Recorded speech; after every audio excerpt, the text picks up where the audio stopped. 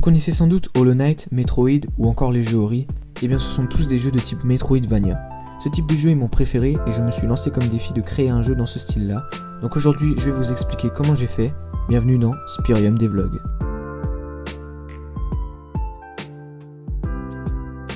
J'ai déjà imaginé le personnage en faisant quelques croquis.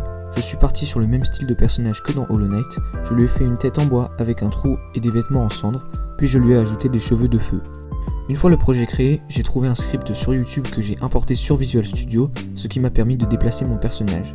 Ce sont juste des déplacements basiques en 2D, donc on peut se déplacer vers la gauche, vers la droite et on peut aussi sauter. J'ai ensuite voulu créer un ennemi qui suit le joueur quand il rentre dans une zone précise. D'abord, j'ai dessiné l'ennemi en me basant sur une branche morte. Ensuite, je l'ai animé, j'ai fait l'animation d'idle, de marche et d'attaque, puis j'ai créé un script. Dans ce script, j'ai créé une variable de type transform qui représente le centre de la zone et à partir de ça, j'ai pu générer une zone circulaire grâce à cette ligne. Ensuite, j'ai fait en sorte que si le joueur rentre dedans, l'ennemi commence à le suivre. J'ai aussi ajouté le fait que si l'ennemi touche le joueur, il peut l'attaquer, mais pour l'instant il ne fait aucun dégât. Après ça, il faut bien une manière de se défendre, donc j'ai pensé à faire un système d'attaque pour le joueur. J'ai déjà créé l'animation d'attaque, puis j'ai créé un script dans lequel on vérifie si le joueur appuie sur une touche.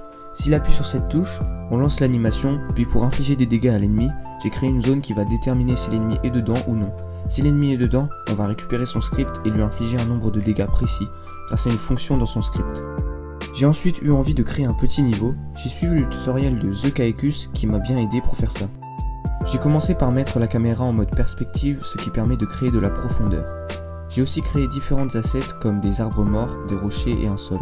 J'ai ensuite ajouté toutes les assets sur différentes couches. Les éléments les plus rapprochés de la caméra sont assombris et j'ai créé une brume pour cacher les éléments les plus loin. Pour créer un effet de brume, j'ai juste importé un carré dans la scène que j'ai agrandi, puis j'ai modifié sa transparence. Pour rajouter un peu de réalisme, j'ai aussi ajouté des particules de poussière.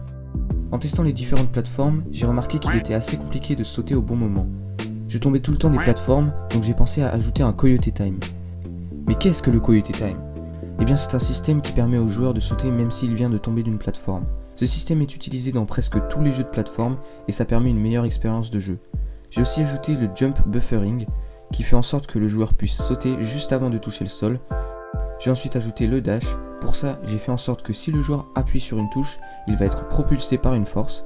Le joueur peut choisir la direction en appuyant sur les touches de direction. Voilà, c'est tout pour aujourd'hui, j'espère que ce premier épisode vous a plu, et au prochain devlog, je ferai un monde entier dans ce style-là, c'est-à-dire un monde de cendres et de feu. Merci de m'avoir écouté et à bientôt.